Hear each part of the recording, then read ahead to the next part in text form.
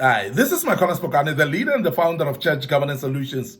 We are continuing with the topic that deals about the kinds of people that you find in churches. The kinds of people that you find in churches. Now, the group that I want us to speak about today is a group called reflectors in the church. This type of people that you find in a church called reflectors. What kind of people are these ones? These are the people that are a mirror of your energy. These are the people that mirrors your energy. As a leader and as a pastor, they will mirror your energy. Neither adding nor subtracting at all. What they will do is, as much as energetic you are as a pastor, whatever activities that you do, they will definitely do that. And that is the reason why pastors and leaders should be exemplary in nature. They should be able actually to carry the activities of the church and make sure that even the leadership of the church, the board members, the elders, they are able to attend activities, because there are people that we call reflectors in the church that will reflect each and everything that the leadership is doing. Now, if the leadership is dragging their feet, this kind of people will drag their feet. If the leadership is active in and energetic and participating in church activities, this kind of people will definitely do the same, because what they do is what they see. They're basically reflecting that which the leadership is doing. Now, if you got, as a pastor, leaders that are lazy, leaders that are not coming to prayer meetings, they're not coming to Bible studies, they don't come into any activity of the church, you are more likely going to find a group of people called reflectors that will reflect exactly the same behavior. And that is the reason why, when you find that commitment is lacking in the church, it is most probably because the leadership lacks commitment. Because when the leadership has got commitment, you've got most of the church members who are reflectors in nature, who would actually reflect that which the leadership would do. So as a pastor as well, it is very important that you know that you become sometimes the only Bible to some of the people that are looking at you. There are those that look up to you as a pastor, as a leader, as a church leader as well, that when they look up to you, they actually expect you to live in a certain way of standard, or a certain standard of way of life. So therefore, as you do so, you basically attract them to follow the path. Because as a leader, you must be able to say, follow as I walk, as I follow Christ. Like Paul said in the Bible, that follow me as I follow Christ. This is very important, because he knew that people have got tendency of looking at the leader.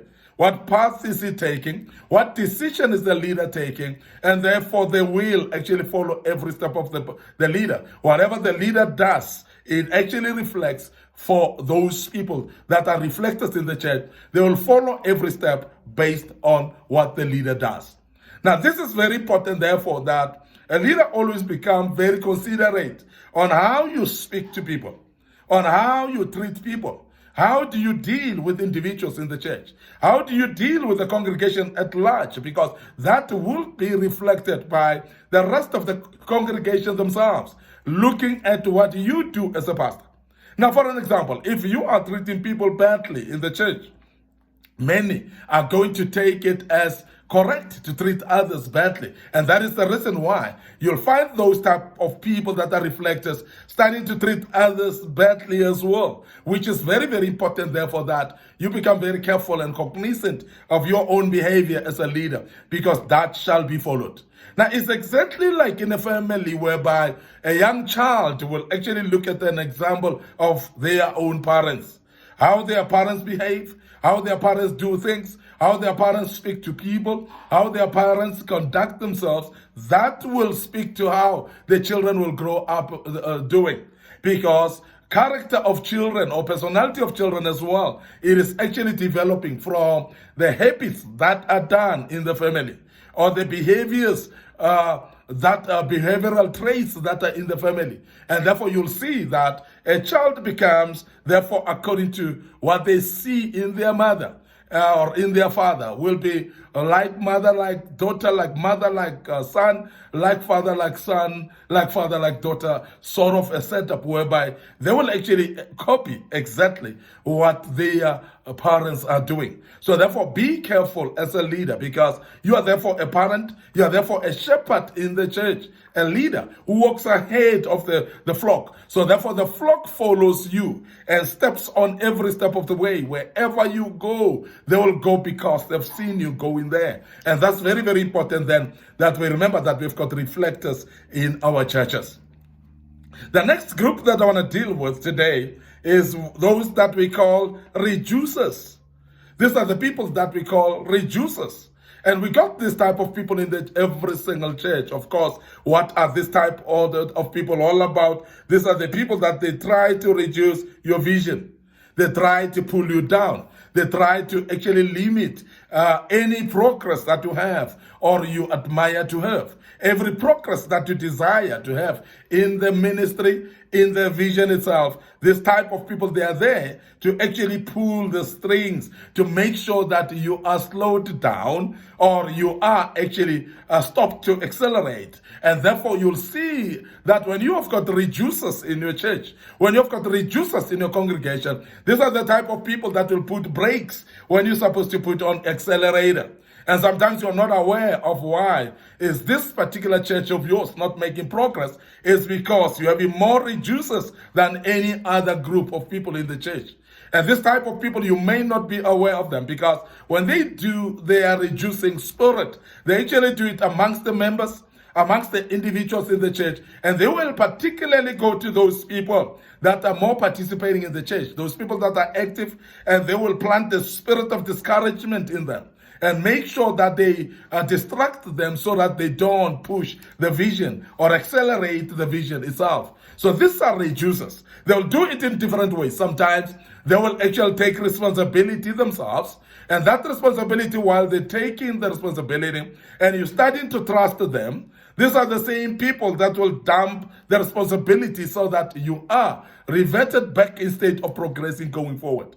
These are reducers, because their aim is actually to see the vision not progressing. Their aim is to kill the vision itself, not to progress it at all. These are the people that are dangerous in churches, and they are in big majority generally in churches. And that is why most of the churches, they struggle to actually grow. They struggle to find their footing in accelerating and growing, because they quench every single effort that other people are putting. This type of people, they're quenching every single effort that the pastor is putting up. When you speak the vision, they speak against it. When you plan every single work of the vision, they plan against it. When you put some efforts, they put efforts to revert it. So it is actually this type of people that will delay the progress of your church. And sometimes you may not be aware of this kind of people, because they look to be nice people, they look to be participating people, yet they are cunning in their approach. So be careful of that as a pastor and as a leader as well. Reducers are there to reduce the vision.